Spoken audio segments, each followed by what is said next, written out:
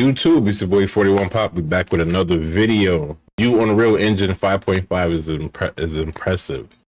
All right, let's see. I already know it's good. I love it. Let's see what else they got coming out. So I'm gonna go react. Grab your popcorn. Let's go.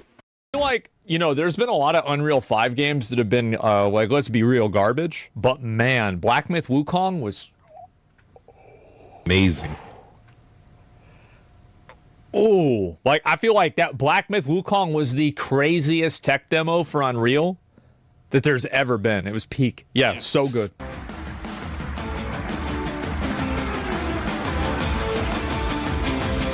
If you haven't played it yet, make sure you play it. Black Myth Wukong, amazing. Hey everyone. Let's jump right into it. Okay. When we look at where to take Unreal Engine in the future, we start with the user, asking ourselves how the tools and the tech get out of their way as they bring their ideas to life. One challenging limitation for our creators has been the cost of shadow casting lights. To that end, we've developed new technology that enables artists to use orders of magnitude more and higher quality light sources than ever before. Let's take an early look at this new feature we're calling Mega Lights. And who better to guide us through this experience than our intrepid explorer from Lumen in the land of Nanite, Echo. All right, let's see it. Let's see what's up ahead, Victor. This is... always something new to discover. Man, this is fucking amazing. I'm gonna be real, like, I know, like, maybe it's like I'm easy to impress, but as somebody who grew up, like, my game was Super Mario World. Nah, yeah. Compared to that, this, yeah, it looks unbelievable. Crazy. And make it look normal. It's easy. It's crazy. Before we get into the details of Mega Lights, I first wanted to talk about this environment. Built using a suite of brand new assets from the Quixel Megascans library. We've also partnered with Kitbash 3D. So these all got They're scanned an awesome in resource for 3D models and materials. But you look at like all the little objects and everything in here. I feel like one of the craziest things about Unreal 5 is the fact that it has the ability to render so many objects. I like that, but it's a lot of dupes, and I don't like that. That's the only thing I don't like. These are dupes. Like all this right here, duplicates. I mean, you expect it, right? But like 1, 2, 3. You know what I'm saying? A lot of dupes. It looks good. Objects without losing a massive amount of quality. Because like back in the day, you remember like that used to be like the main factor. Did y'all ever like back in WoW, like you would turn your camera in a raid to where like it would look at the fewest amount of people so you could do a boss fight with more FPS? Yeah, right. And so like it's crazy for me to see this. Holy cow! Yeah, you can soon find many of these. That's the struggle POV, right? Asset marketplace, if you want to use them in your own projects. Yeah, look at this.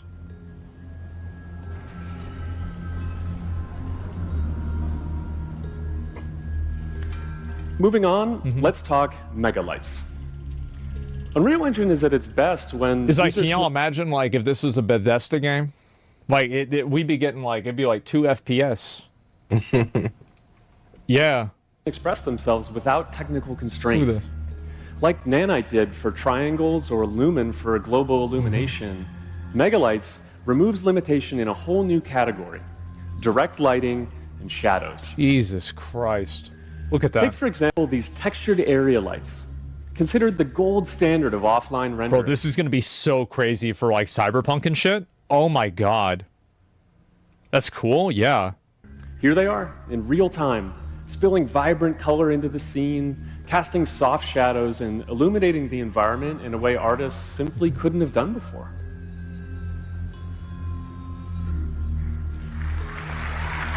Oh my God. And a whole new tool in the Creator's Toolkit is huge, but that's not the only way Mega Lights makes things better.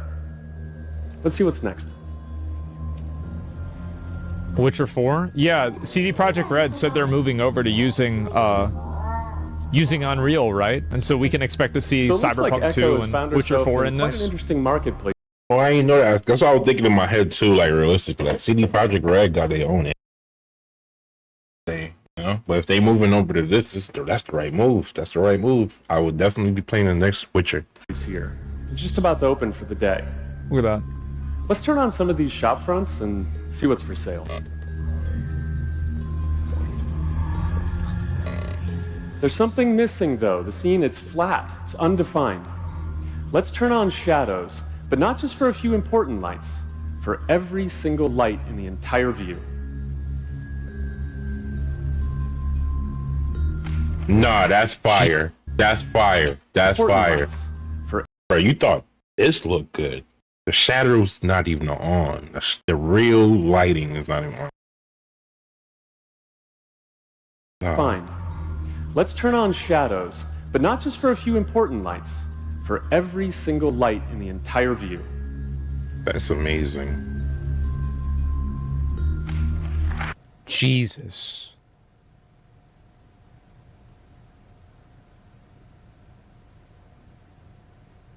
That's good.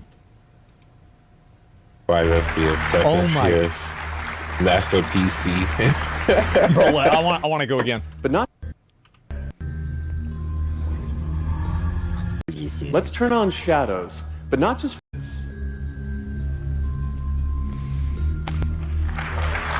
That is so clean. Oh my god. From these main shop fronts to the screens, the displays. Yeah, flickering oil. Cyberpunk is gonna look nice. Cyberpunk should be amazing. Every screen gives it its own. Oh, good. Lamps, string lights, candles, signs. We're free to use whatever Like made for Cyberpunk. lights we need to tell our story. Jesus, look at that. Candles, signs. We're free to use whatever lights we Oh my need to God. tell our story and bring this beautiful environment to life. Now, I think that one of the things about this that's like so impressive and incredible to me is the fact that they've created a tool that can allow people to do this with like a fraction of the effort and time and investment that they used to. Because like you can look back and like there are some old games that recreate things like this, but it was all done from scratch. And I think that what's so impressive about Unreal Engine is that they have like a machine that can generate these outcomes at realistic levels on a mass scale. That's what's insane about it, right? Like, yeah, you take something that like in the past was handmade and you just give it to basically everybody. Yeah, make it more epic. Yeah, exactly. This is what actually it looks like. density it's cheaper, of light yeah. sources you see here, it's extremely high. Cheaper money-wise and also this is what you get performance-wise. when artists are working playfully, without limitation. Okay, It's let's go back to the unbelievable. scene. Victor, let's go further. Let's activate all these animated drones and robots. Over 1,000 individual shadow casting light sources in this view alone. Okay, let's see it.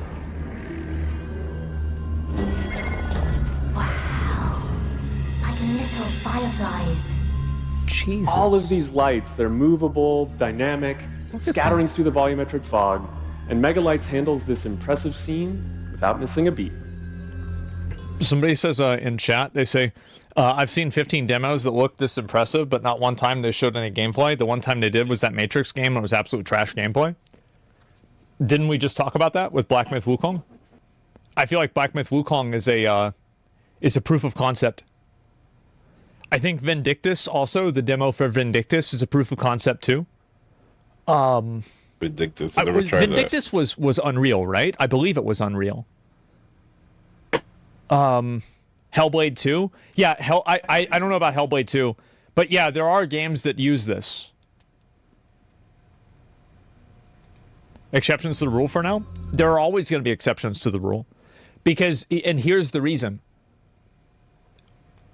One thing that this has done, which is interesting, is that Unreal 5 has made it to where the graphics for a game and the fidelity for a game is no longer a selling point for the game in a big way.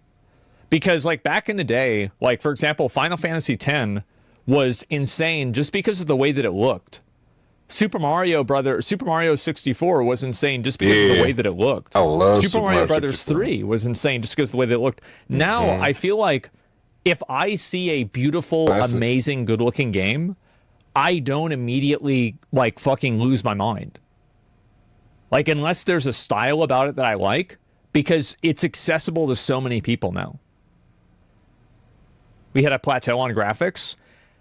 I think that by the time that we get to 60 and 70 90s, like with graphics cards, obviously, I think that we're going to see a transition that's changing from being able to like, and I think that we're already seeing this happen.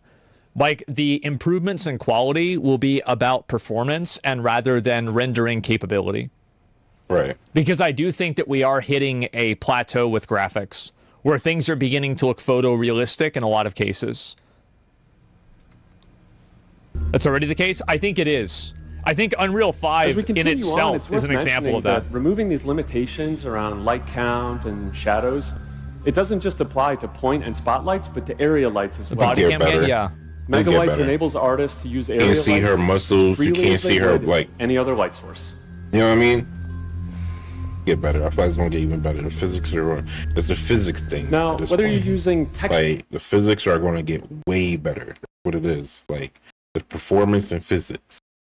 Graphics could be like photorealistic, but if the physics not there, it's still like a robot or an AI. Physics is going to change. Featured area lights, light functions, crisp shadows, or lovely soft shadows. You can have huge numbers of lights of any type in whatever configuration works best for your scene. And you can see how this builds on each other, right? Because if you look at like this reflection here, I think it was in Unreal 5.2 or 5.3 where they changed the way that light and like reflections were done. And you can see clearly how like these different types of innovations have built upon each other. Because this is 5.5. As we send Echo off on her next adventure, we should mention performance. And keep in mind, one day Unreal 7 will come live out. On a PlayStation 5. Megalights is included in UE55. Lights in each building, yeah. It's an experimental feature in 5.5, and you can also check it out on the expo floor if you want a closer look at all the pretty pixels. Oh my god.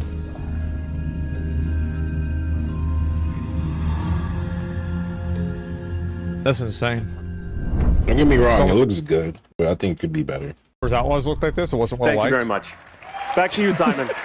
Bro, they just say, all right, there it is. Oh my god. Wow, thanks guys. That was truly amazing. That's incredible. This feature will greatly simplify the lighting process and open up many possibilities. See, that's really the point, right? Is like how it gives people the ability to do this without having to hand make everything. Unreal 5 still plagued by transversal stutter and shader complication stutter until they fix that. I don't give a shit about any of these tech demos. Yeah, I mean, Wukong has a few problems with that, but I think also like you're going to have issues with any game engine, and it logically makes sense that eventually this will get ironed out. I just think that like the fact that you're able to do this on like a procedural level is unbelievable.